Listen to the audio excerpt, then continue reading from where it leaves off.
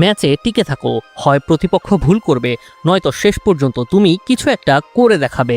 Mister ডন Carlo আনচেলত্তির কৌশল Real মাদ্রিদে হরহামেশাই কাজ করেছে, আর সেটার পুনরাবৃত্তি ঘটল আরও একবার হিউস্টনে।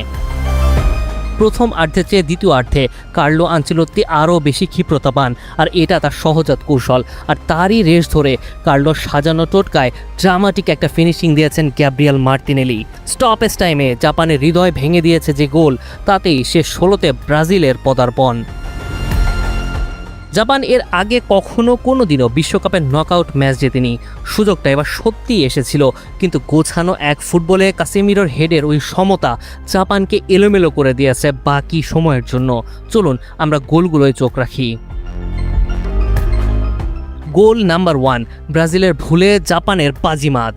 দানিলো বাম দিক দিয়ে বল নিয়ে যাওয়ার চেষ্টা করলে কাই সুসানো তা প্রতিহত করেন, এবং তিনি একাই বলটাকে টেনে মধ্যমাঠ থেকে ঠিক কতটা পথ অতিক্রম করলেন তা লক্ষ্য করুন।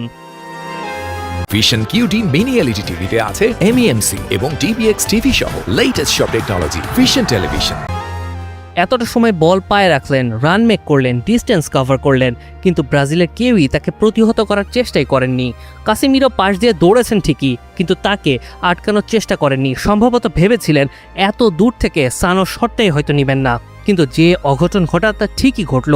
29 মিনিটে ব্রাজিলের 0, জাপান 1। গোল নাম্বার 2, কাসেমিরোর কামব্যাক। ম্যানচেস্টার ইউনাইটেডে গেল মৌসুমে কি দুর্দান্ত খেলেছেন কাসেমিরো, তার রিপিট টেলিকাস্ট যেন এই ম্যাচে তার গোল। ম্যান ইউতে তিনি হেসে খেলে এমন হেড করে গোল করেছেন কতগুলো, আর আজকের দিনেও ব্রাজিলের রক্ষা কবচের দায়িত্ব তাই নিজ ঘাড়েই তুলে নিলেন। ডি বক্সের বাহির থেকে গ্যাব্রিয়েলের বাড়ানো বলে কাসেমিরোর বিশ্বস্ত হেডার ঠেকাতে পারেননি।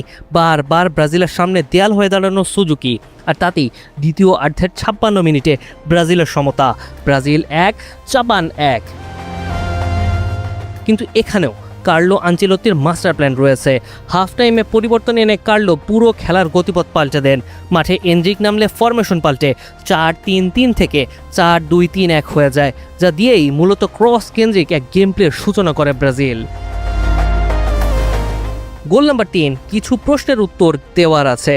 প্রথমার্ধের ওই গোল হজমের পর যখন তুমুল সমালোচনার ঝড় উঠেই পড়েছে, তখন ব্রাজিল গত বিশ্বকাপগুলোর মতো নিজেদের অগোছালো করেনি, বরং শান্ত থেকে ঠান্ডা মাথায় খেলোয়াড়রা কার্লোর ট্যাকটিক্স ফর্মুলার অ্যাপ্লাই করেছেন। মার্তিনেলিকে নামানো হলো বদলি হিসাবে, যিনি শেষ মুহূর্তে তার কাজটি করে দেখালেন। 96 মিনিটে হিউস্টনে এক অভূতপূর্ব দৃশ্য, যা ব্রাজিলকে জিতিয়েছে, সেলেসাওদের রাউন্ড অফ 16-এ উঠিয়ে এনেছে। আনমার্কড মার্তিনেলিকে গিমারাইসের সহজ একটা পাস, যা কোনো রকম ভুল ছাড়াই জালে জড়িয়েছেন চ্যাম্পিয়ন্স লিগ জয়ী আর্সেনাল ফুটবলার। অবশেষে হিউস্টনে ম্যাচটা শেষ হয়েছে 2-1। তবে প্রশ্ন থেকে যায়, প্রথমার্ধের খেলায় ব্রাজিলের মধ্যমাঠ থেকে যে দুর্বলতা প্রকাশ পেয়েছিল তার সমাধান কি করতে পারবেন কার্লো আনচেলত্তি? যদিও দ্বিতীয় অর্ধে সব সমস্যার সমাধান মিলেছে। আনচেলত্তির মাদ্রিদ তো এমনটাই করত, এবং এভাবেই তো তারা চ্যাম্পিয়ন্স লিগ জিতেছিল। হয়তো ষষ্ঠ বিশ্বকাপটারও সত্যিকার অর্থেই সম্ভাবনা রয়েছে। মুনিম শাহরিয়ার, 71।